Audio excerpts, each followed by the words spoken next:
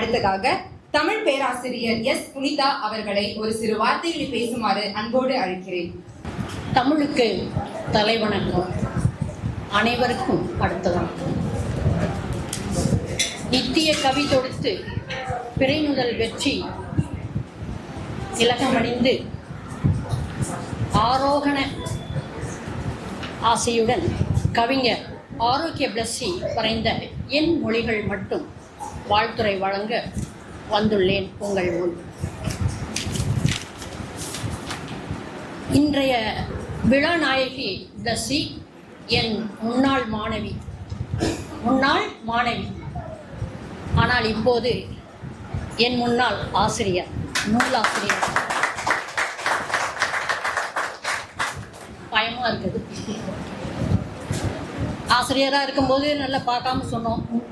பிள்ளைங்களை சொல்லும்போது பார்த்து வாசி, தெரியலன்னா பரவாயில்ல. இப்போ அவர் ஆசிரியருங்கிறதுனால நான் பார்த்து வாசிக்கிறேன். எவ்வளோ பெரிய வளர்ச்சி பார்த்தீங்களா? அதை பற்றி பெருமை கொள்வது ஆசிரியர். அது மிகுந்த பெருமை அடைகிறேன். ஏன் ஆசிரியர் என்று சொல்கிறேன் என்றால், ஒரு வாக்கு உண்டு, கற்றுக் கொடுப்பவர்கள் எல்லாம் ஆசிரியர் அல்ல. எவரிடமிருந்து கற்றுக்கொள்கிறோமோ அவரே ஆசிரியர். இன்றைய அளவில் எல்லோரும் உரைத்ததிலிருந்து அவரிடமிருந்து அவருடைய பண்புகள், பழகின விதத்திலையும் இப்போதைக்கு நான் கேட்ட விதத்திலையும் நிறைய கற்றுக்கொண்டேன். அதனால் என்னுடைய ஆசிரியராக இன்று பிளஸ்ஸி விளங்குகிறார். சரித்திரம் படைத்தவர்கள் எந்த தரப்பில் இருந்தாலும், எந்த துறையில் இருந்தாலும், அவர்களுக்குள் நிலவும் ஒரு செயல் ஒற்றுமை என்ன அப்படின்னு பார்த்தோம்னா, விடாமுயற்சி. இலக்கு, நம்ம என்ன நினைக்கணும், என்ன அடையணும் அப்படிங்கிற இலக்கு முதல் முயற்சியில் கிடைக்கல அப்படின்னாலும் மீண்டும் மீண்டும் முயற்சித்து வெற்றி இலக்கை அடைபவர்கள் தான் சாதனையாளர்கள். அந்த வகையில் பிளஸ்ஸி நிற்கிறார்கள். அப்புறம் விடாமுயற்சிங்கிறது செயல் அப்படிங்கிற சொல்கிறத விட ஒரு மனநிலை அப்படின்னு சொல்லலாம். உளவியல் சார்ந்த ஒரு மனநிலை அப்படின்னு சொல்லலாம் விடாமுயற்சி. விடாமுயற்சி என்ன செய்யும்? பிறர் நம்மை ஊக்குவிப்பதை விட தங்களை தாங்களே ஊக்குவித்துக் கொள்ளும் வித்தையை கற்றுக் கொடுக்கும். அப்படி தன்னை ஊக்குவித்து இந்த அளவுக்கு முன்னேறி வந்து சாதனை படைத்திருக்கிறார் பிளஸ்ஸி.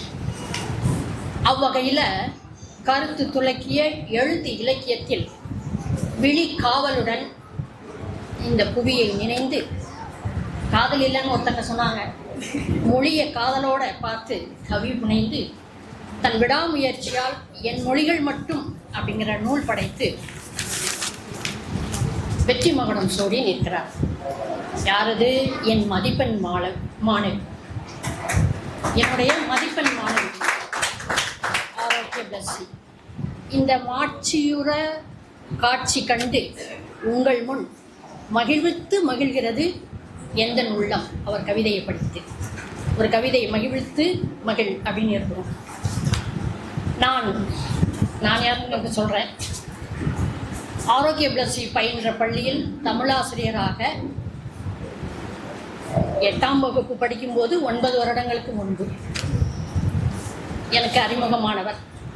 அடுத்தடுத்து நிகழ்ந்த கலையார்வம், மொழி ஈர்ப்பு, நட்பு நிலை, இறுதியாக தாய் சேய் உறவாக மலர்ந்து வளர்ந்து இன்று வரை தொடர்கிறது என்பதை உங்கள் முன் இப்போது முடிந்தால், விழாநாயகி ஆரோக்கிய பிளஸ்ஸி உயரம் தொட்டுவிட்டார்.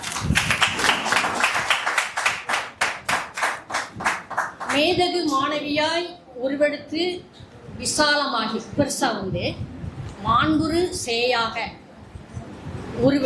உறவெடுத்து விலாசம், முதல்ல விலாசம் அது விரிவாக அதுக்கப்புறம் ஒரு அடையாளத்தை தந்திருக்கிறார்.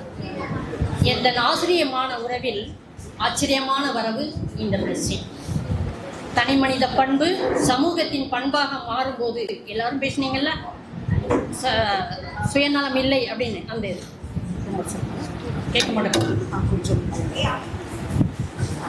தனி மனித பண்பு சமூகத்தின் பண்பாக மாறும்போது திண்ணியம் பெறும், அதாவது வலு பெறும் என்று வள்ளுவர் உரைப்பதை நினைவில் கொண்டு தன்னலம் விடுத்து பொது நலமதை சுவிகாரம் எடுத்து உலகியல் உண்மைதனை உளவியலாட அளவலாவி மனதுக்குள் ஒழ்வது ஓர்ந்து, அதாவது தனக்குள்ள என்ன நடந்துச்சோ அதை உணர்ந்து வினை வழியும் தன் வழியும் துணை வழியும் அப்படி தராஸ்கோல் மாதிரி தூக்கி பார்வை வீச்சுக்களா என்னென்ன பார்க்குமோ அதெல்லாம் பார்த்து அந்த பார்வை வீச்சுக்களா கோர்வை பேச்சுக்களா அப்படி கோர்த்து பேசுறது அந்த பேச்சுக்களால்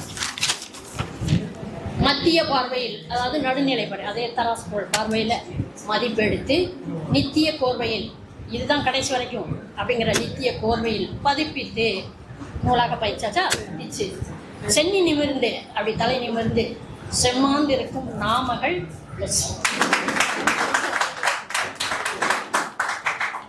நலம் பல பூண்டு ஆசியுடன் வளம் பல கண்டு புனிதமுடன் ஆசி அவ பேரு புனிதா என் பேரு மீமிசையை புகழ் எய்தி உயரங்கள் பல தொட்டு வாழிய பல்லாண்டே என வாழ்த்துகிறேன். இருமோதி இந்த நூலுக்கு அணிந்துரை நான் தான் எழுதியிருக்கேன், படிச்சு பாருங்க. அதை சொன்னால் நேரம் ஆயிடும், அதனால் மிக்க நேரம். பிறந்த ஊர் பாளையங்கோட்டை, திருநெல்வேலி மாவட்டம். இந்த இனிப்பான செய்திக்காக அல்வா, திருநெல்வேலி அல்வா அனைவரும் பேசுவது பகிர்ந்து கொள்ளுங்கள். தங்களின் வார்த்தைகளில் ஊற்றெடுத்த தமிழ் பாசம் எங்கள் இதயங்களை நெகிழச் செய்தது. இவ்விழாவை இனிமையுடன் எங்களுக்கு இனிப்பு அளித்த பேராசிரியர் எஸ். புனிதா அவர்களுக்கு என் இதயமர்ந்த நன்றிகள்.